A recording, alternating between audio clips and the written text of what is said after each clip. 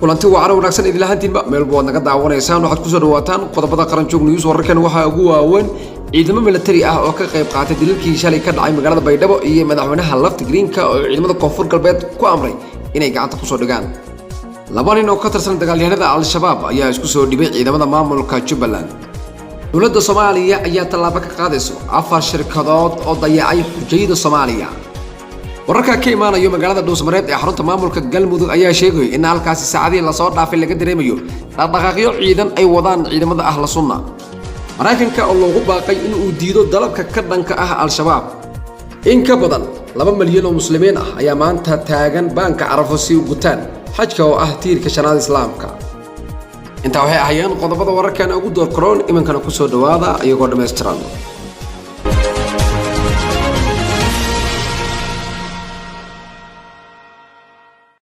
markale isku soo naqad haboon daawadayaasha qiimaha ay qadarinta naga mudan markii ugu horeyso channelkiga soo boqoto haduu yahay waxaan si naxariis kaaga codsanayaa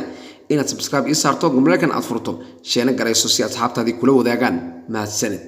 waxa shalay duleedka magaalada Baydhabo ka dhacay dilal argagax leh oo ku salaysan muran dhuleed oo loo geystay dad shacab ah oo ku jira ganacsado weyn oo aan ka aha deegaanka koonfur galbeed dilalka ka dhacay magaalada Baydhabo ayaa la sheegay in ay ka qayb qaateen ciidamo ka tirsan militariga Soomaaliya ciidamadani ayaa duleedka Baydhabo beer ku taalo ku dhex dilay dad shacab ah madaxweynaha maamulkaasi goboleedka koonfur galbeed Cabdicasiis Xasan Maxamed lafta greenka ayaa sheegay in dilkaasi shalay ka dhacay duleedka magaalada Baydhabo ay qayb ka qaateen ciidamo militari ah lafta greenka ayaa amray saraakiisha ciidamada inay gacanta ku soo dhigaan ciidanka ku lugta lahaa dilalka ka dhacay duleedka Baydhabo si cadaalad loo horkeeno looguna qaado dambiga ay galeen madaxweynaha maamulka koonfur galbeed ayaa markale bixiyay in ciidamada militariga ay ku baxaan magaaladaas waxaana uu sheegay in ciidamada militariga ah ee lagu dhax arki karin magaalada looguna baahan yahay inay ciidanka xariyahooda ay tagaan magaalada Baydhabo ayaa laga dareemayaa xiisadii ka dhalatay dilalkii shalay beer ku taalo duleedka magaalada loogu geystay ganacsade Ali Markuus iyo dad kale oo shacab ah ciidamada nabad sugidda maamulka Jubbaland ayaa soo bandhigay laba nin oo lagu sheegay inay ka tirsanayeen dagaalyahanada al-shabaab isku soo dhibay ciidamada maamulka Jubbaland labada nin ay soo bandhigeen ciidamada maamulka Jubbaland ayaa magacyadooda lagu kala sheegay Cabdicasiis Maxamed Nuur oo al-shabaab dhaxda loogu garanayo Iidle iyo Geedi Maxamed Ali saraakiisha nabad sugidda Jubbaland ayaa sheegay in labadaani nin lagu sameynayo baaritaano dheeraad ah waxaana ay xuseen in ay iskoodii ugu soo baxeen al-shabaab lana soo xariireen saraakiisha ciidanka maamulka Jubbaland ayaa marar badan soo bandhigay saraakiisha iyo dagaalyahanada ay sheegeen inay ka soo goosteen al-shabaab waxaana dagaalyahanadaasi soo goostay Jubbaland ay geeyaan xarun ay sheegeen in lagu dhaqan celiyo xubnaha al-shabaab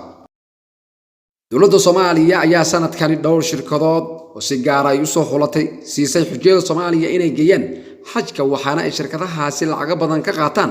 dadka xujayada ah qaar ka mid ah shirkadahaasi ayaa la sheegay in ay dayaceen xujayada ay qaadeen waxaana la sheegay in ay ka dajiyeen goobo aan munaasab ahayn sidoo kalena aysan helin adeegyadii ay xaq u lahaayeen wasiirka xogeenka wasaaradda diinta oo qaafta Soomaaliya Usmaan Aadan Dhuubo ayaa ku eedeeyay 4 shirkadood oo kamid ah kuwii xujayada qaaday in ay dayaceen ayna ugu tageen goob aanan ku habooneen waxaana uu sheegay in wasiirka ay dowladda tallaabo ka qaadi doonto isla markaana si adag loo xisaabtami doono 4 shirkadood oo uu sheegay in ay marsiiyeen hanaan qaldan xujayada Soomaaliyeed qaar ka mid ah shirkadahaasi diyaaradaha dadka Soomaaliyeed u qaado xujayada ayaa la sheegay inay si weyn u dayacaan xujayada ayna markii hore ka qaadaan lacag badan una sheegaan inay hoteelo wanaagsan la dejinayo sidoo kale helayaan adeegyo badan balse taasi aysan dhicin wararka ka imaanaya magaalada Dhuusamareeb ee xarunta maamulka Galmudug ayaa sheegay in halkaasi saacadii la soo dhaafay laga dareemayo dhaqdhaqaaqyo ciidan ay ka wadaan ciidamada ahla sunna sida aan wararku ka helino qaar ka mid ah ciidamada ahla sunna ee la qarameeyay ayaa ka soo baxayo xariihi la geeyo waxaana ciidamadaasi ay ku hubeysay gaadiidka dagaalka ay hub kale oo dib ugu soo laabtay magaalada Dhuusamareeb dadka ku dhaqan Dhuusamareeb ayaa ku waramayo in ciidamada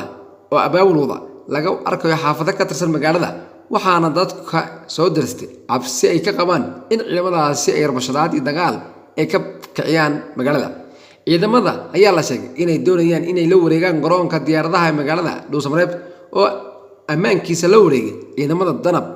oo ka amar qaata dowladda federaalka Soomaaliya.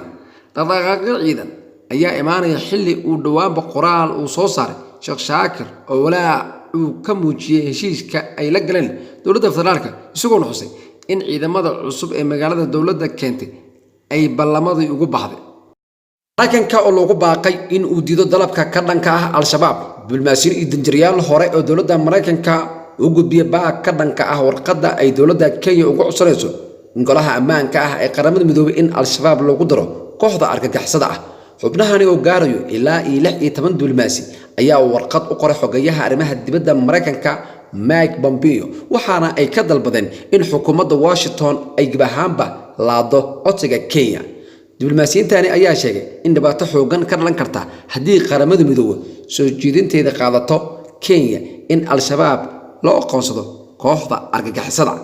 sidoo kale waxa ay intaasi ku dareen in hay'adaha samafalka qaarkood hadda ka howlgalaan deegaanada Al-Shabaab balse haddii la fuliyo dalabkaasi uu meesha ka saari karo howlgallada gaarka isla markaana ay khatar geli karto nolosha Soomaali badan. dhawaan ayay markii xogayaha wasaaradda arrimaha dibadda Kenya Macharia Kambo uu shaaciyay in dowladdiisa ay golaha ammaanka qaramada midoobay ay ka dalbatay in kooxda Al-Shabaab lagu daro liiska kooxda argagixisada ah ee caalamka. Al-Shabaab ayaa ah kooxo hubaysan kana dagaalanta Soomaaliya inta badanna weeraro khasaare geysta ku qaada gudaha dalka Kenya. in ka badan 2 milyan oo muslimiin ah oo maanta taagan baanka Carafo si ay u gutaan xajka oo ah tiirka jannada Islaamka. muslimiinta sanadkan gudanaya waajibaadka xajka ayaa ka badan 2,96,320 kuwaas oo ka kala yimid dalal ay ka mid tahay Soomaaliya. xujayda Soomaaliya ayaa lagu qiyaasay inay gaarayaan 11,000 oo ruux kuwaas oo nasiib u yeeshay in ay sanadkaani soo xajiyaan.